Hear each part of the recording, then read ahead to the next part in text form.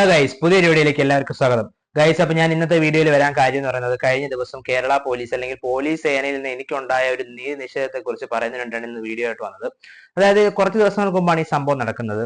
ഏകദേശം ഒരു 19-ാം തീയതി, അതായത് ഓഗസ്റ്റ് 19-ാം തീയതി. നിങ്ങൾക്കറിയാം, ഓഗസ്റ്റ് 19-ാം തീയതിയാണ് ഞാൻ ലാസ്റ്റ് വീഡിയോ അപ്ലോഡ് ചെയ്തേക്കുന്നത്. അതായത് നട്ടലിന്റെ സർജറി കഴിഞ്ഞിട്ട് ഞാൻ വീട്ടിലേക്ക് വരുന്ന ദിവസമാണ് 19-ാം തീയതി നടന്നത്. അപ്പൊ ഏകദേശം അന്ന് വൈകുന്നേരത്തോടെ ഞാൻ ഇവിടെ എത്തിയത്. അപ്പൊ ഞാൻ അങ്ങനെ ഓപ്പറേഷൻ കഴിഞ്ഞ് വീട്ടിൽ റെസ്റ്റ് എടുക്കുന്ന സമയത്ത് എന്റെ ഫോണിൽ ഒരു കോൾ വന്ന്, ഒരു പ്രകാശ് എന്ന് പറയുന്ന ഒരു പോലീസ് ഉദ്യോഗസ്ഥൻ എന്നെ വിളിച്ചിട്ട് ഭയങ്കര ദേഷ്യപ്പെട്ടാണ് സംസാരിച്ചത്. അതിന്റെ മെയിൻ കാര്യം എന്ന് വെച്ച് കഴിഞ്ഞാൽ, എന്നിൽ ആരോപിക്കപ്പെട്ട കുറ്റം എന്ന് പറഞ്ഞാൽ ഞാൻ എന്റെ ബൈക്ക് ഉപയോഗിച്ച് അന്ന് റോഡിലൂടെ വണ്ടി നിർത്താതെ പോയി എന്നൊരു സംഭവം ഉണ്ട്. അപ്പോൾ മര്യാദയ്ക്ക് നീ വരുവാണെന്നുണ്ടെങ്കിൽ 250 രൂപ ഫൈൻ അടയ്ക്കാം, ഇല്ല വരാതിരിക്കുകയാണെന്നുണ്ടെങ്കിൽ അത് 5000 രൂപ വരെ പോകാൻ സാധ്യത ഉണ്ടെന്ന് ഒരു കോള് വന്നു. കോള് കട്ടായി. അപ്പൊ ഞാനിത് ആദ്യം വിചാരിച്ചു, ഏത് പിന്നെ പ്രാങ്ക് ആയിരിക്കും, അതായത് കൂട്ടുകാരണം ചെയ്യുന്നതാണോ. കാര്യം എന്ന് വെച്ച് കഴിഞ്ഞാൽ ആ സമയത്ത് വണ്ടി ഓടിച്ചിട്ടില്ല. ഒന്നാമത്തെ കേസ് എന്ന് പറഞ്ഞാൽ ഞാൻ സർജറി, നട്ടലിലാണ് സർജറി. അപ്പൊ ഒരു കാരണം വെച്ചാൽ എനിക്ക് ബൈക്ക് ഓടിക്കാൻ പറ്റത്തില്ല. കാറിലാണെന്ന് ഇവിടെ വന്നത് തന്നെ. അപ്പൊ ഞാൻ വെച്ചാൽ ഈ കാറിലാണോ ഈ വിഷയം ഉണ്ടായത്. അപ്പൊ ഇവിടുത്തെ കാറിന് ആരും ഇടത്തൊന്നും പോയിട്ടുമില്ല. ഈ പറയുന്ന സമയം എന്റെ കാറായാലും ബൈക്കായാലും ഇവിടെ തന്നെ ഉണ്ടായിരുന്നു. അപ്പൊ അവർ എന്നോട് ആരോപിക്കേണ്ട കുറ്റം ബൈക്കിന്റെ തന്നെ, അതായത് ബൈക്കിൽ സഞ്ചരിച്ച് വണ്ടി നിർത്താതെ പോയി എന്നാണ് അവർ പറഞ്ഞത്. അപ്പോൾ എന്റെ വീടിനടുത്തുള്ള, അതായത് 1 കിലോമീറ്റർ അപ്പുറം തന്നെയുള്ള ജംഗ്ഷനിൽ നിന്നാണ് വിളിച്ചത്. അപ്പൊ ജംഗ്ഷനിലേക്ക് എത്രയും പെട്ടെന്ന് എത്തുക, എത്തിയിട്ട് പെറ്റി അടയ്ക്കുക, ഇല്ലാന്നുണ്ടെങ്കിൽ അത് വലിയ ഫൈനിലേക്ക് പോകും, മര്യാദയ്ക്ക് നീ വന്നോണം. അങ്ങനെ കുറച്ച് ഹാർഷായിട്ടാണ് സംസാരിച്ചത്. അപ്പോൾ എനിക്കാദ്യം മനസ്സിലായില്ല. ഞാൻ ഈ നമ്പറിലേക്ക് തിരിച്ചു വിളിച്ചിട്ട് ഞാൻ പറഞ്ഞു, സാറേ ഞാനല്ല വണ്ടി ഓടിച്ചത്, എന്റെ വണ്ടിയിൽ നിന്ന് പുറത്ത് വരും. അതായത് ആ സംഭവം നടക്കുന്നതിന് 3 ദിവസം മുന്നേ വരെ വണ്ടി എടുത്തിട്ടില്ല. ഈ 19-ാം തീയതിക്ക് മുന്നേ ഒരു 3 ദിവസം മുന്നെയാണ് അവസാനമായിട്ട് രാത്രിയാണ് വണ്ടി എടുത്തത്. പക്ഷേ ഈ സംഭവം നടക്കുന്നത് 19-ാം തീയതി വൈകുന്നേരം 5:50 പോലീസുകാർ വിളിച്ച് പറഞ്ഞത്. അപ്പൊ എന്റെ നമ്പറിലേക്ക് വിളിക്കുകയും പെറ്റി അടയ്ക്കണമെന്ന് പറയുമ്പോൾ ഞാൻ തിരിച്ച് രണ്ടാമത് അങ്ങോട്ട് വിളിച്ചിട്ട് ഞാൻ പറഞ്ഞു, സാറേ ഞാനല്ല വണ്ടി ഓടിച്ചത്, വണ്ടി ഓടിക്കാൻ പറ്റാത്തൊരവസ്ഥയിലാണ് ഞാൻ ഇരിക്കുന്നത്. സാർ കാര്യം നിന്റെ ഫോട്ടോയുണ്ട്, വണ്ടി ഓടിച്ച ഫോട്ടോയുണ്ട്, ഇപ്പൊ നിന്റെ വണ്ടിയാ ഓടിയത്, നീ ഇത് തമാശ കളിക്കാതെ അല്ലെങ്കിൽ കാര്യങ്ങളൊക്കെ അറിയാതെ മര്യാദയ്ക്ക് വന്നത് പറഞ്ഞു. വീണ്ടും പറഞ്ഞു. അപ്പൊ ഞാൻ എത്ര എന്റെ സത്യസന്ധത അല്ലെങ്കിൽ ഞാൻ എന്റെ അവസ്ഥ പറഞ്ഞിട്ടും ആ സാർ അത് മനസ്സിലായില്ല. അപ്പൊ ഞാൻ പറഞ്ഞു, സാർ കാര്യം ഫോട്ടോ സാറിനുണ്ടോ. ഫോട്ടോ ഉണ്ട്. അങ്ങനെയാണെങ്കിൽ ഞാൻ പറഞ്ഞു വാട്സപ്പിൽ അയക്കാൻ പറഞ്ഞു. അങ്ങനെ വാട്സപ്പിൽ അയക്കാൻ പറഞ്ഞു. പുള്ളി പറഞ്ഞു വാട്സപ്പ് ഇല്ല എന്ന് പറഞ്ഞു.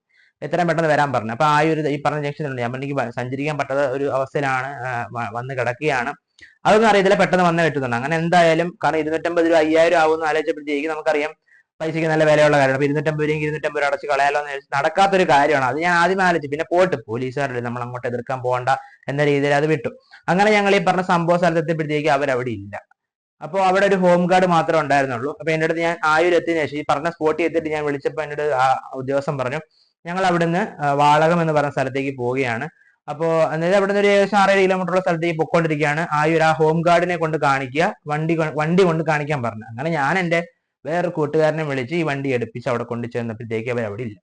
അങ്ങനെ ഞങ്ങൾ പോകുന്ന വഴിക്ക് തന്നെ തൊട്ട് ആയൂർ തന്നെ നമ്മുടെ ഈ ചടയമംഗലം സ്റ്റേഷൻ, പോലീസ് സ്റ്റേഷനിലെ ചടയമംഗലം പോലീസ് സ്റ്റേഷനിലാണ് ഇതും വിളിച്ചത്. അപ്പൊ SCO എന്തോ വിങ് എന്നാണ് പറയുന്നത്.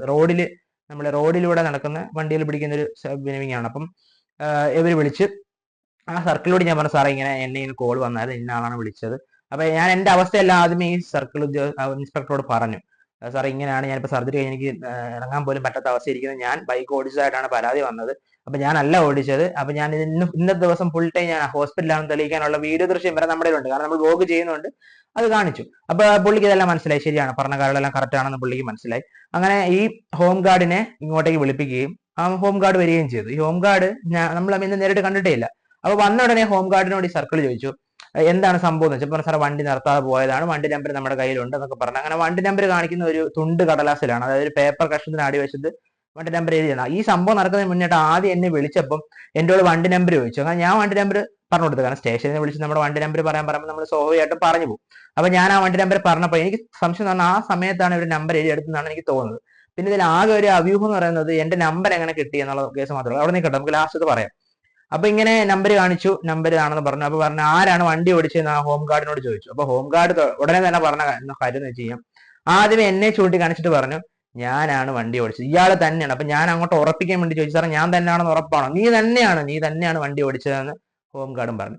മാത്രമല്ല ആ സമയത്ത് ബൈക്ക് എടുക്കാൻ വേണ്ടി ഞാൻ വേറൊരു കൂട്ടുകാരനെ വിളിച്ചു. ആ കൂട്ടുകാരൻ അഞ്ചൽ എന്ന് പറഞ്ഞ ഒരു 1/2 കിലോമീറ്റർ അപ്പുറം ജോലിക്ക് പോയിട്ട് വന്നൊരു കൂട്ടുകാരനാണ്.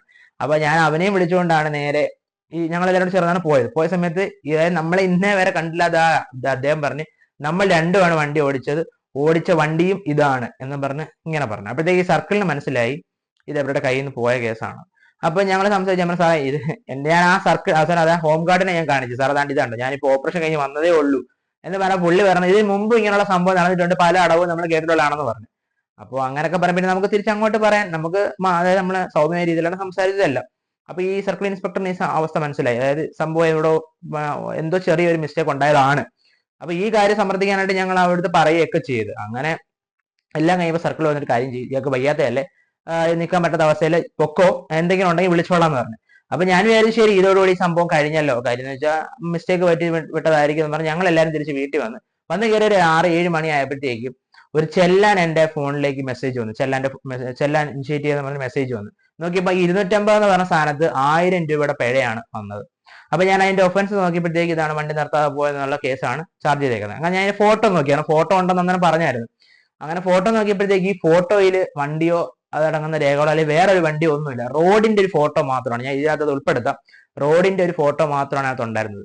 അപ്പം ചെല്ലാൻ വന്നുപോയി, നമ്മൾ 250 എന്ന് പറഞ്ഞത് 1000 ആയി. അതായത് അപ്പൊ എന്തിനു ശേഷം ഇവര് വണ്ടിയുടെ ഫോട്ടോ എടുത്തുകൊണ്ട് പോവുകയും ചെയ്തു. അതായത് ഈ പറഞ്ഞ ആദ്യ സർക്കിളിനെ കാണാൻ പോയ സമയത്ത് അതിനകത്ത് എന്റെ ഉദ്യോഗസ്ഥൻ അതിന്റെ ഒരു ഫോട്ടോ എടുക്കുകയും ചെയ്തു. അങ്ങനെ ഈ ഫോട്ടോ എല്ലാം എടുത്തുകൊണ്ട് പോയി. അപ്പൊ ഇതിൽ കഴിഞ്ഞ കാര്യമാണല്ലോ, കാര്യം മിസ്റ്റേക്ക് പറ്റിപ്പോയാണല്ലോ എന്ന് കരുതി വീട്ടിൽ എത്തിയപ്പോഴത്തേക്ക് 1000 രൂപയാണ് എന്റെ മണ്ടയിൽ. അപ്പൊ ആലോചിച്ച് നോക്കണം, ഞാനാണെങ്കിൽ വണ്ടി ഓടിച്ചിട്ടില്ല, എന്റെ കൂട്ടുകാരായി ഓടിച്ചിട്ടില്ല, ഈ വണ്ടിയെ പുറത്ത് പോയിട്ടില്ല.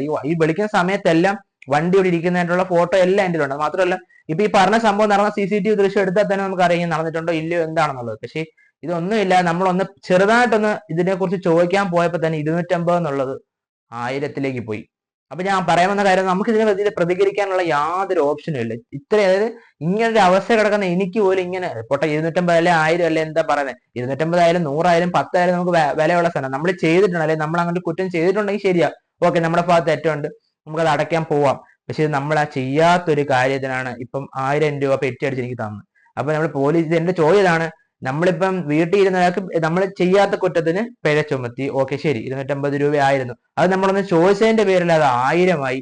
അപ്പൊ നമ്മളൊന്ന് പ്രതികരിച്ചാൽ നമുക്കെതിരെ വരുന്ന ഒരു സംഭവമാണോ, സംവിധാനം ആണോ എന്നാണ് എന്റെ ചോദ്യം. ഇതിനെതിരെ എനിക്ക് അങ്ങനെ ഞാൻ അവസാനം നമ്മുടെ SP-ക്ക് ഒരു പരാതി ഇമെയിൽ അയച്ചിട്ടുണ്ട്. അത് മാത്രമാണ് എന്റെ ഭാഗത്ത് നിന്ന് ചെയ്യാൻ പറ്റുന്നത്. അതായത് ഞാൻ ഈ സമയത്ത് വണ്ടി ഓടിച്ചിട്ടില്ലാന്നും ഞാനിങ്ങനെ സർജറി കഴിഞ്ഞ് കിടക്കുവാണെന്നും പിന്നെ എനിക്ക് വന്ന ചെല്ലാന്റെ ഫോട്ടോയും, കാരണം ചെല്ലാനിൽ നമ്മുടെ ഫോട്ടോയോ കാര്യങ്ങളോ ഒന്നും തന്നെ ഇല്ല, നിങ്ങൾക്ക് ചെക്ക് ചെയ്യുമ്പോൾ മനസ്സിലാവും.